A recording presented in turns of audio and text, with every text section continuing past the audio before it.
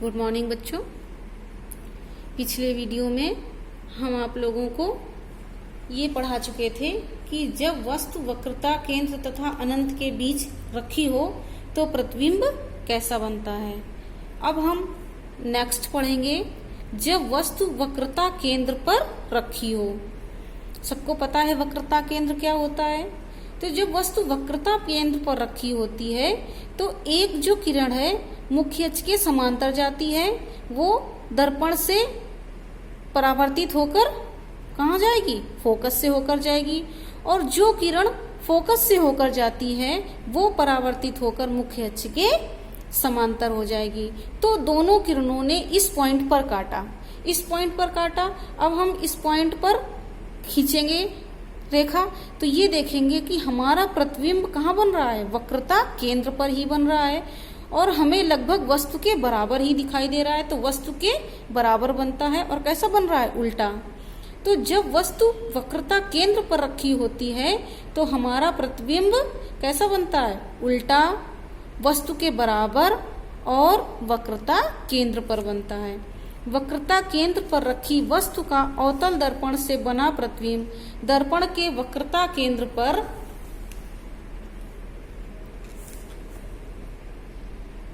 ही बनता है और वास्तविक उल्टा व वस्तु के बराबर होता है। अब नेक्स्ट है जब वस्तु वक्रता केंद्र तथा फोकस के बीच रखी हो। जब वस्तु कहाँ रखी? वक्रता केंद्र C और फोकस F के बीच में, वस्तु को इन दोनों के बीच में रखा गया है। जब इन दोनों के बीच में वस्तु रखी है तो एक जो किरण है मुख्य अक्ष के समांतर जाएगी और अवतल दर्पण से परावर्तित होकर फोकस से निकल जाएगी। दूसरी किरण जो फोकस से होकर जाएगी वो परावर्तित होकर मुख्य अक्ष के समांतर हो जाएगी। इन दोनों किरणों ने इस पॉइंट पर एक दूसरे को काटा तो यहाँ पर उसका प्रतिबिंब बना। प्रतिबिंब देखो कहाँ बन रहा है? वक्रता केंद्र और अनंत के बीच में। वस्तु से बड़ा दिखाई दे रहा है, वस्तु से बड़ा बनेगा, और उल्टा दिखाई दे रहा है, उल्टा बनेगा। तो जब वस्तु कहाँ रखी होती? वक्रता केंद्र और फोकस के बीच में रखी होती है। वक्रता केंद्र तथा फोकस के बीच रखी वस्तु का अवतल दर्पण से बना प्रतिबिंब वक्रता केंद्र तथा अनंत के बीच बनता है और वास्तविक उल्टा व वस्तु से बड़ा बनता है। वास्तविक का मतलब बताया था, जब किरणें वास्तव में मिलती हैं तो वास्तविक प्रतिबिंब बनता है। अगला है जब वस्तु फोकस पर रखी हो। जब वस्तु देखो फोकस पर रखी है तो एक किरण मुख्य अक्ष के समांतर गई जो परावर्तित होकर फोकस से होकर जाएगी। दूसरी किरण जो वक्रता केंद्र से जाएगी। वक्रता केंद्र से जाने वाली जो किरण है वो बिना विचलित हुए अपने मार्ग पर वापस लौट जाएगी। देखो वापस लौट गए तो किरणें कहाँ मिलती हैं? एक दूसरे को कहीं मिल रही हैं। अगर हम इधर बढ़ाएंगे इधर भी नहीं मिल रही है, इधर बढ़ाएंगे तो इधर भी नहीं मिल रही है। तो हम मानेंगे कि जब हम बढ़ाते चले जाएंगे तो ये किरणें अनंत पर जाकर मिलेंगी। कहाँ पर? अनंत पर जाकर मिलेंगी। तो प्रतिबिंब हमारा अनंत पर बनेगा और वस्तु से बहुत बड़ा बनेगा और उल्टा बनेगा। तो फोकस पर रखी वस्तु का अवतल दर्पण द्वारा बना प्रतिबिंब अनंत पर बनता है, वास्तविक उल्टा व वस्तु से बड़ा बनता है। जब वस्तु ध्रुव तथा फोकस के बीच रखी हो। ये ध्रुव P है और ये फोकस F, इन दोनों के बीच में वस्तु रखी है। जब यहाँ वस्तु रखी है तो एक जो किरण है मुख्य अक्ष के समांतर जाएगी, वो परावर्तित होकर फोकस से जाएगी। दूसरी किरण जो वक्रता केंद्र से जा रही है वो बिना विचलित हुए अपने मार्ग पर वापस लौट जाएगी। अब हम देखेंगे किरणें पीछे इधर दूरी बढ़ रही है तो इसका मतलब ये किरणें यहाँ पर कभी नहीं मिलेंगी। लेकिन यहाँ पर क्या है? पॉलिश, ये किरणें इधर तो जाएंगी नहीं।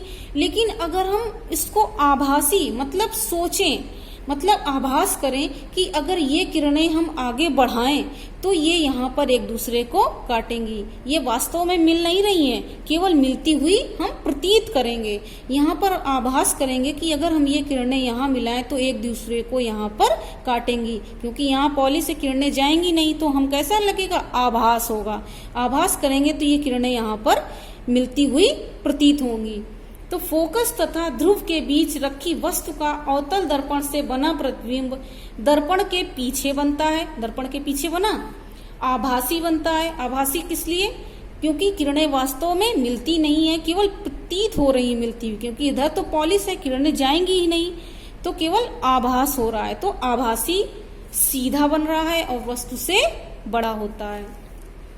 अब हम पढ़ेंगे अवतल दर्पण के उपयोग। जो अवतल दर्पण होता है उसका हम कहाँ कहाँ पर उपयोग करते हैं।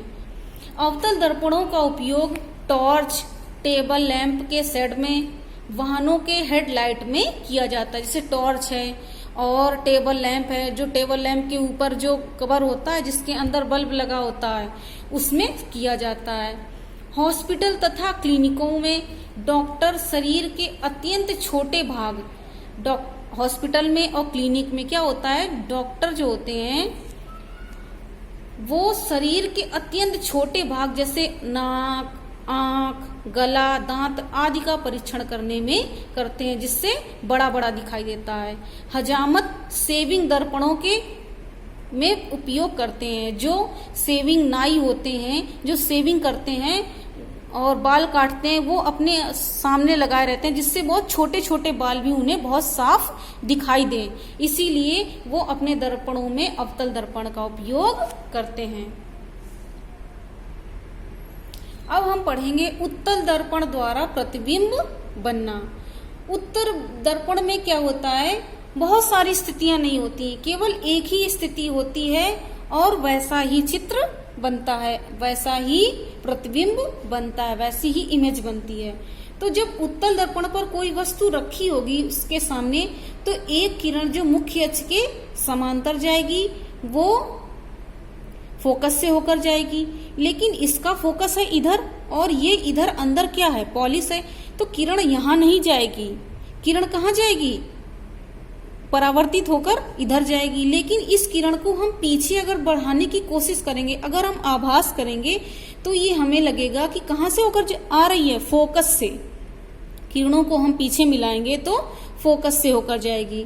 दूसरी किरण जो वक्रता केंद्र की ओर जा रही है वो बिना विचलित हुए सीधे निकल जाएगी। वक्रता केंद्र इधर है, किरण यहाँ नहीं जाएगी, लेकिन हम यहाँ आभास करेंगे, किरण को यहाँ मिलाएंगे तो किरणें यहाँ तो फैल रही हैं, ऐसे फैल रही हैं, लेकिन यहाँ पर क्या हो रहा है, जब हम पीछे मिलाएंगे तो एक दूसरे को इस पॉइंट पर काटेंगी, तो हमें केवल आभास हो रहा है कि यहाँ पर एक दूसरे को काटेंगी। तो हमारा प्रतिबिंब कैसा बनेगा, आभासी, छोटा, सीधा बन रहा है और दर्पण के पीछे। उत्तल दर्पण द्वारा वस्तु का प्रतिबिंब फोकस तथा ध्रुव के बीच बनता है। आभासी, सीधा व वस्तु से छोटा होता है। अब हम पढ़ेंगे उत्तल दर्पण के उपयोग, यूजेस ऑफ कॉन्वेक्स मिरर। गाड़ियों में पश्य दृश्य के रूप में उत्तल दर्पण का उपयोग किया जाता है। ये प्रश्न बहुत पूछा जाता है कि गाड़ियों में पश्य दृश्य मतलब पीछे का दृश्य देखने के लिए कौन से दर्पण का उपयोग किया जाता है और क्यों किया जाता है। तो उसका आंसर ये है कि उत्तल दर्पण का उपयोग किया जाता है क्योंकि ये सदैव सीधा प्रतिबिंब बनाते हैं तथा ड्राइवर को अपने पीछे के बहुत बड़े क्षेत्र को देखने में समर्थ बनाते हैं। मतलब बहुत बड़े क्षेत्र को उस छोटे से मिरर में वो देख सकते हैं और प्रतिबिंब कैसा बनता है, सीधा बनता है।